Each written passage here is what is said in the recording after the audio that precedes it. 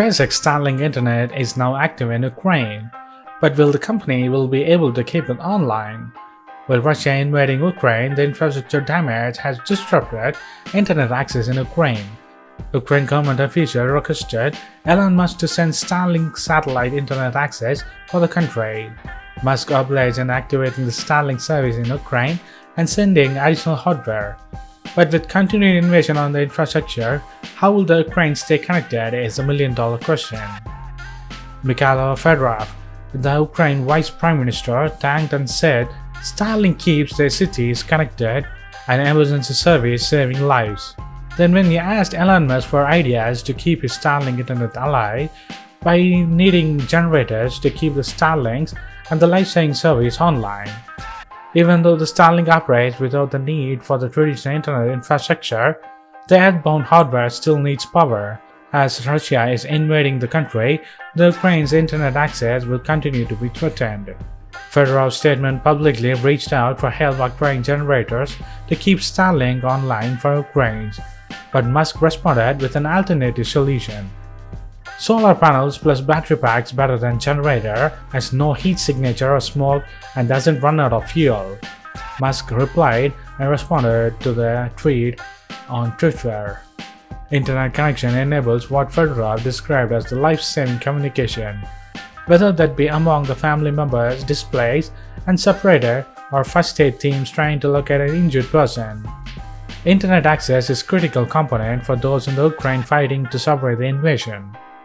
Elon said the Starlink internet should work even with the Ukraine's winter, and he will roll out more Starlink across the country soon. Also, Elon Musk warned, as Starlink is the only non-Russian tech in the Ukraine, it can be a target for the Russian military, so told to use it with caution. As of now, Ukraine is getting what it wanted. Hope it all goes well for the democracy and the freedom of the Ukrainian people.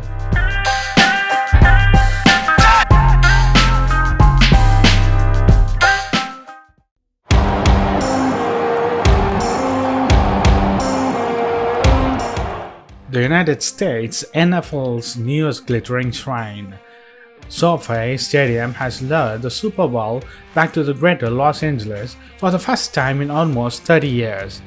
Unlike the breathlessly hyped Super Bowl itself, it's full of superlatives. At 3.1 million square feet, it's the largest and the first indoor-outdoor stadium in the NFL history. It's got an adjacent 6-acre lake, an enormous video board hovering over the field like a giant halo under striking, curved canopy that flashes messages and videos to aeroplanes overhead. The structure of the building itself, architecturally, is incredible. The curvature of the roof, the size of it, is incredibly unique and interesting. People find it to be quite an experience. Built in Inglewood on the site of the former Hollywood Park racetrack, the $5 billion stadium opened in 2020 as home to both the Los Angeles Rams and the Los Angeles Chargers. It can seat up to 100,000 people at a time. SoFi has quickly become a preferred showcase for large-scale events. Justin Bieber, BTS, and Rolling Stones have performed there, including Dwayne Johnson. It also is slated to host next year's College Football National Championship and the opening and the closing ceremony of 2028 Summer Olympics. 3/4 of it lies underground. The stadium sits just 3 miles east of Los Angeles International Airport and in the lax flight path. FAA restriction prohibited architects from building a towering structure, so the football field itself lies 100 feet below the ground level, double the depth of any other NFL venue. To accomplish this, more than 7 million cubic yards of dirt were excavated from the stadium bowl. With most stadiums, fans arrive at the ground level and then climb to their seats. At SoFi, they mostly descend. Designers studied the cliffside architecture and they built terraced pathways surrounded by the landscape garden that led the fans down towards the field. Light TV roof for passing aeroplanes. The vast roof is made up of hundreds of semi-translucent panels that diffuse sunlight during the day to reduce the glare and help the cooling building.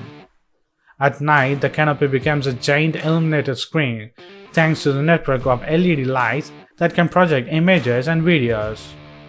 The roof can even add the live TV.